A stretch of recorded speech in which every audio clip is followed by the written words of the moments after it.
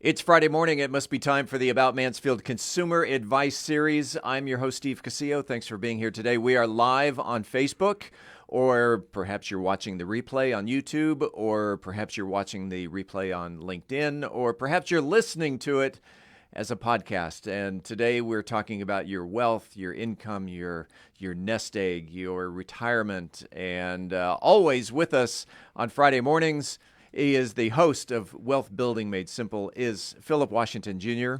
Welcome. Thank you for coming. Hey, Steve, I want to shout out to you. Hey, y'all, listen, I promise you, the world's getting more competitive, right? Taxi cab drivers laughed at Uber until it put them out of business. I have not taken a taxi in like a decade. If y'all don't have a podcast, or if you're not putting out content on some other podcast, i.e. you Mansfield businesses, you in 5 years from now, it's gonna like not be comfortable to be in business without having content on the internet. And I know of a studio here locally. Really?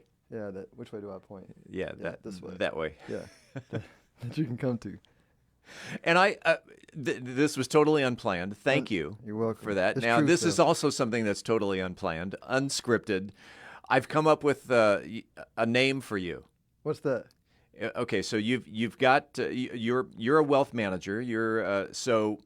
But you're also into Muay Thai and training, and so Phillip Washington Jr., the personal trainer of wealth managers. Oh, I like that. What do you think? Man, I like that. I like that a lot. You go. That would be great. No charge. Thank you. Appreciate you. It's gonna be a book. A whole. That's like a whole conference. Thank you. Appreciate you. The personal trainer of wealth managers. Now, first of all, before we get into the topic, which was the topic of your podcast today, earlier, asset allocation. First of all, what's going on with Bitcoin? My Bitcoin's going down. You could thank me. I prayed a lot for God to bring the price down so I can buy lots more. Yeah. I guess be careful what you wish for. And a lot of Bitcoiners probably prayed that same prayer, right? Those who don't fully get Bitcoin are freaking out. Those who get Bitcoin are like, thank you, God. Please keep it down for a few more years so I can accumulate a lot more, because the future is inevitable. It's undefeated. The last time I checked, it was around 28,000. Okay. And do you think it will ever go down to 20 or 15 or back down to 10? Man, this may sound crazy. I mean, at this point, I'm neutral. I'm comfortable with this price. If it goes to 15 or 20, I'm probably like selling my house, right, and buying a bunch of coins at this point, because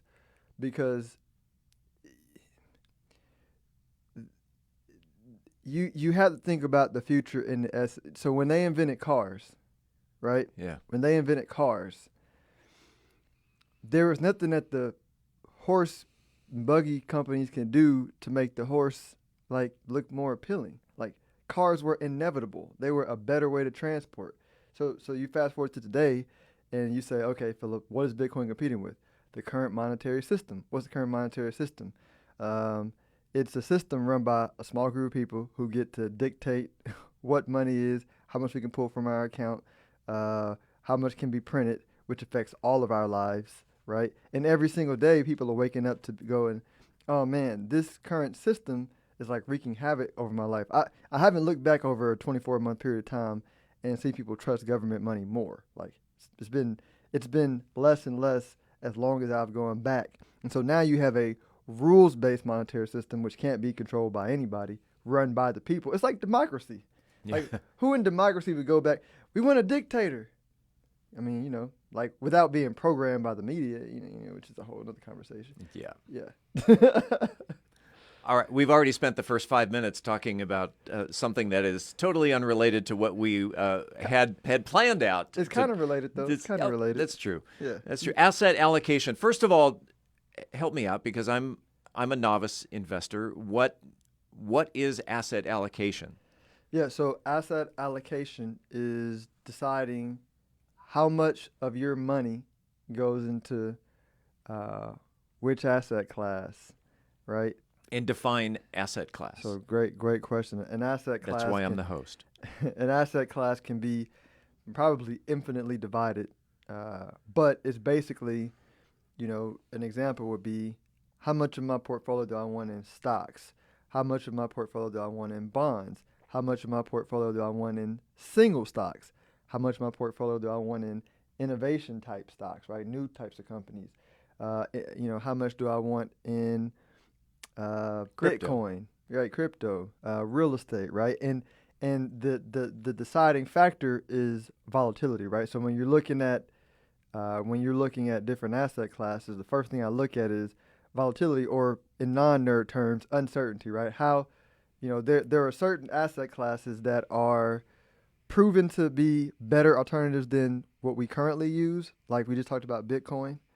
It's a better monetary system than we currently use, but the future is uncertain because all the money is in the hands of people who built the old world, but all the people that are part of the new world are like, well, this is better, right? And so when I say uncertainty, you just have that time period where things get assimilated, like the iPhone, right? When the iPhone came out, it was uncertain, but the kids were like, yeah, I'm never using a flip phone. Oh yeah. Right? And the older generation was like, these stupid smartphones, and everybody had a smartphone. Then you have social media, and then you have now podcasts. People are like, I'm never gonna have a podcast. You all are gonna have a podcast, right? I was looking back through my Facebook, through my Facebook memories. I think it was either yesterday or the day before, and I was so excited on this one post. It was probably about 10 years ago that I was switching from a BlackBerry to an iPhone. Yeah, me too. I had a BlackBerry too. Yeah. Yeah. With the full. And I thought the BlackBerry was revolutionary relative to the flip phone. Yeah, but yeah, so that's All right, you mentioned on your podcast earlier today a quote: "What is comfortable is rarely profitable." What did you mean by that? Yeah, so let's go out of the investing world and go into the real world, right? Okay. I like to use the analogy of real world. We all have it at some aspect of our life, right? In the aspects of our life where we are flourishing, where we are growing, where there's lots of life, is where we are open-minded, we are malleable, we are open to change, and we are moving with the flow of life and evolution, right? And then we know areas where we're like closed-minded, right? Or we might even call people closed-minded people, right? People who, you talk to them and you're like, man, you're not open into any new ideas at all. Like you're just stuck in your ways, right? And because they are stuck in their ways, they can't see the truth, right? That's right in front of their face. Like Yep.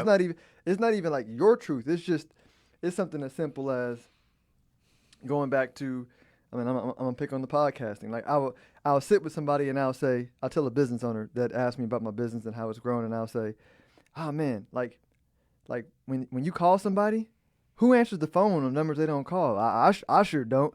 And I then don't. and I'll say, man, do you answer the doors when people call? No. Do you read those mailers in the mail? No. Yeah. Heck no, I don't read the mailers in the mail. Well, man, like how do you market? I mean, I send mailers, I make calls, I do. And and like, well, how about you do a podcast? And they'll go, I don't really know how to do that. And what they're basically saying is, I'm not comfortable with the uncertainty, right? I'm not comfortable with volatility. It makes me uncomfortable to move. And I'm like, okay, well, you're going to be stuck because the people that are doing it are making stupid, amazing amounts of money in way less time than what you're doing. They're spending way less money over the long term what you're doing, right? And so, like, you're missing truth because you're stuck, right? And that's what the quote is saying in investing is people want the best investment and a strategy that helps them get in that investment when it goes up and take them out of the investment when it temporarily goes down and then get back in when it goes back up. I'm like, good effing luck, right? Yeah. Finding that. I've been looking for that my whole life, and so has every other investor out there. So the story, the end result that I'm getting out of this is, don't be afraid to step out of your comfort zone. Exactly.